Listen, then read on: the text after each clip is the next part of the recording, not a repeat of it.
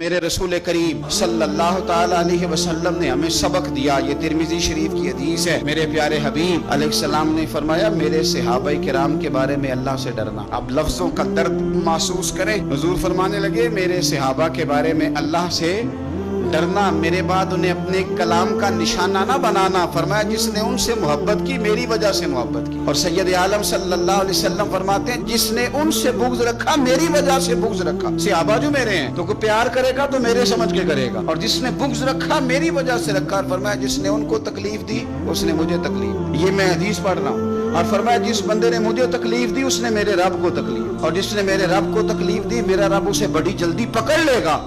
ظالمو تم کیا سمجھتے ہو رسول کریم سید عالم صلی اللہ علیہ وسلم کو ان حالات کی خبر نہیں تھی؟ ہم نے کیا کرنا ہے یہ بھی حضور نے ہمیں بتلایا۔ ترمذی شریف حضرت سیدنا ابو ہریرہ رضی اللہ تعالیٰ عنہ حدیث کے راوی، نبی پاک صلی اللہ تعالیٰ علیہ وسلم نے بتا دیا ہمیں کہ جب لوگ میرے صحابہ کو گالیاں دیں گے تو وہ شر پھیلائیں گے۔ حضور نے ہمیں بتلا دیا، سمجھا دیا۔ فرمایا جب تم ان لوگوں کو دیکھو جو میرے صحابہ کو گالیاں دیتے ہیں فَقُولُوا لَعْنَةُ اللَّهِ عَلَى شَرِّكُمْ، فرمایا کہہ دیا کرو کہ تمہارے شر پر اللہ کی لعنت ہو۔